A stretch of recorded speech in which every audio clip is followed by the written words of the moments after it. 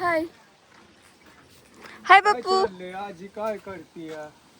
आज बाता मारते काय बहिणी बरोबर? हा बहीण आली आमच्या राजीची, निघाल्यात आता चहा पाणी झाले, पदशीर चालू केली आता टाक्या भराय. नमस्कार समद्यांना, हा राम राम जय हरी. चला अहो मला फोन जसं येतील ना तसं फोन आला. तिथं मनीषावानी दिसते बा हिचा चेहरा तो होय तुझं तू ठरव. मनीषावानी दिसतो म्हणजे हिचा चेहरा तुम्हाला तशीच आहे का नाही? अगं खायचंयच की काय राजा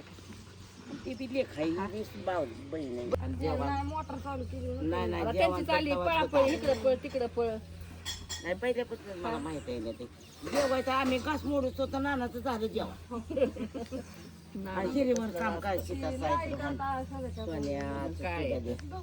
हो नाना जेवण हात माझ्या बोटा डोळ्यात नाही गाडी धाळत लावती. माझी बहीण आहे राजुरीची. राजुरीत का राशींची? राजुरीची आमचं नाही सगळ्या बहिणीच सगळ्या चुलत्याची मुलगी थोरल्या चुलत्याची माझ्या थोरला दुसरा आहे पण त्याच्या पाठच्या आणि माझ्या आजीची जोडीदारी नाही आणि माझी आजीची जोडीदारी सासू नाही तिची आजीची जोडीदारी माझा दादा माझा हिडिओ काढायला सासू लेकीची सासू ही आणि माझी ही बहिणीची ही येईन माझी बी येईन म्हणायचं ही तर वहिनी शेत घेऊन यायची आणि म्हणायचं ही माझ्या आजीची मैत्रीण नाही ही माझ्या आजीची मैत्रीण आणि इथं आली का नाही कधीच मला भेटले बाहेर जात नाही. मी बी राजुरीला गेली का नाही तिला भेटले बाहेर कधीच येत नाही. बहिणी बहिणी काय बहिणी फिरताय का काय माझ्यासाठी एकामेकीला जीवा भावाला आपणच होतो काय बहिणी आणि बहिणीचं असं प्रेम ठेवा की नातं असं टिकून धरा. घेणं जन्माला जात नाही किंवा देऊन घेऊन कोणाला पुरत नाही. तिला जेवून जा म्हणलं तर जेवा ना तेवढा चुलता राहिला तेवढी चुलती राहिली त्यांच्यासाठी जातोय येतोय आम्हाला नाही भाऊ नाही माझी आई तर कशी सगळ्याला लढू लढू दिवशी माझ्याकडे आली कशी बाईने भाजी दिली एवढी वांगी दिली आणि कुत्र्यानेच गटोड पळवलं दवाखान्यात ना आल्या की आता तुम्ही म्हणता हिंडू नका पण एकच चुलती राहिली एकच चुलता आहे त्यासाठी मला जावा लागेल तेवढा चुलता तेवढी चुलती आता गेल्या म्हणजे की त्याच्यासाठी मला जावा लागेल आणि पुन्हा तिथंच कुणाचं लगीन होतं तिथंच भेंडी केली पदशीर होय ना.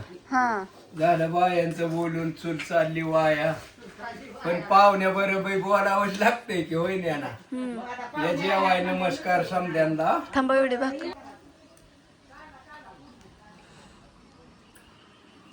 माझ्या आजीसारखं कॅमेरा फिरवते है ना बापू? काय म्हणते मम्मी? काय नाही भाकरी चालल्यात आज. हा धुलीवंदन चाललंय लेट चाललंय आमचं सगळं. आज ग्रहण पण आहे ना. 11 वाजता लागायचे वाटतं 11 का 11:30 वाजता. दिवसा घरात आता 11 वाजता लागायचंय असं आहे. जेवू नका की का गिरणात आणि तुम्ही कसं जेवताय? आमचं नाही काय. आणि मग आम्हालाच काय होतं आम्ही काय होय बापूने जेवायला चालतंय ना आपल्यालाच काय झालं नाही आमचं. अण्णाला म्हणाव तू पण जेवून घे जेवतात आणि 2-3 भाकरी करते. आज धुलीवंदने पण आमचा संध्याकाळ नाही. बापू काय आणतात बघू आता त्याच्या हिशोबाने. मी नाही रे काय आणायचं.